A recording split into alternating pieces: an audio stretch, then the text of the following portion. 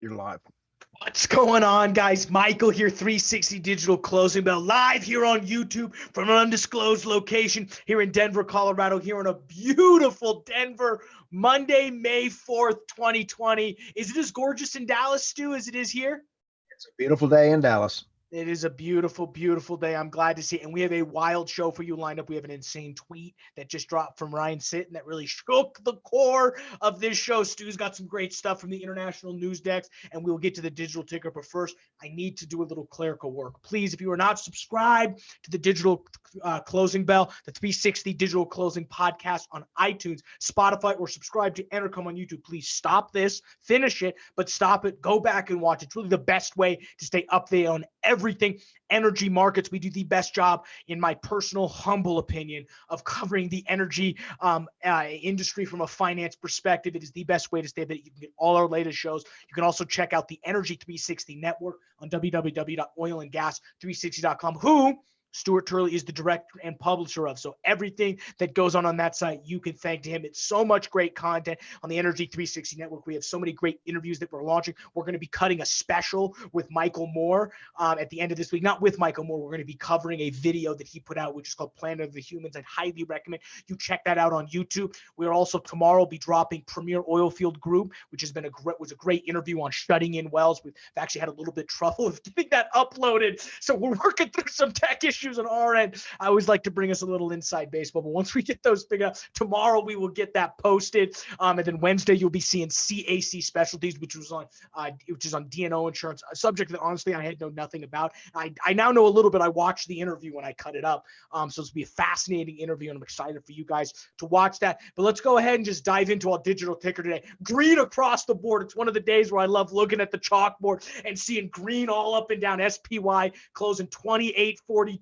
Up about 12 points, or only about 0.2%, but tech stocks do very well. 8824, up about 1.2%, about 106 points for the NASDAQ. Dow Jones only doesn't do, pretty much stays flat, 26 points on the gain, or about 0.1%, 23,749. The reason why NASDAQ and tech stocks were up, Amazon had a great day, especially on a lot of this coronavirus news coming out. Oil does very well, $1.17, moving up to 20.96, or about a 6% gain on the day.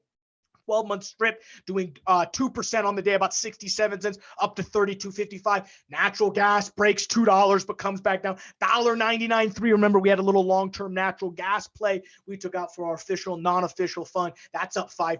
12-month strip, though, pretty much even on the day, only up 2 cents to $2.94. Our XOP E&P securities contract up 5.16% to 52.59. Great number to say, about $2.50 on the nose. Our OAH contract up 3%, or $3 to $103.99. Remember, a 20-to-1 stock split. I think this is the last day I'm going to recommend that. So if you're wondering, if you tune in, I guess you'll know this because you're watching the show, but today's the last day I'm announcing that it was a 20-to-1 stock split. I think I pounded that nail into the coffin enough. The rest of our picks, we can talk about Bonanza Creek, Apache, all doing very well. But really, I want to kick in to our biggest losers and winners on the day, starting with the losers. Enverso Corp down 7%, 18 cents. Lone Star Resources down 8% to 69 cents. Indonesia Energy Corp down 16.9% to $4.75. On the upside, some good numbers. Antero Resources, another gas play, up to $3.34, or 19% on the day. Coming in at number 2, Contango Oil and Gas, ticker symbol MFC. They're up 24%, but I don't like that. Contango Oil and Gas, ticker symbol MCF. I don't know. It just doesn't flow well with me. I'm big flow on these ticker symbols. Nonetheless, though, they had a great day, up 24% to $2.38, and then U.S. Energy Corp up to $4.60, or gaining about 50% on the day. What's at the international news desk? I know you've got a hot story for us. Oh, you bet. Hey, go to oilandgas360.com, and it's on there. A massive renewable energy scheme in Australia has been recommended for environmental approval. Why do you say scheme? You say scheme. Hey, I'm just reading from Texas. You sit here and you take a look at it. They're building the 3 gigawatt wind power plant in Australia, but they're going to be selling it the power to Singapore. That's a long extension cord. Take a look at that. Is a long extension cord. So just kind of interesting. I'd like to see the numbers on that performa. Yeah, we'll definitely have to keep that. And like Stu mentioned, we'll see if we can get in on helping them get that extension cord plugged in. But really, the one big news of the week, if you listen to our Monday morning podcast this morning, it dropped at about midnight last night. So if you were up late last night, you could have gotten a really quick early check-in on what me and Stu think's going to happen in the markets this week. But really, one thing that we talked about is our big story to watch was proration. That meeting happens tomorrow. And I wasn't sure if this was going to happen, but Ryan Sitton went on Bloomberg TV about 4 hours ago, and I didn't get a chance to tune in, but I knew something interesting might drop. And unfortunately, nothing newsworthy dropped in the interview.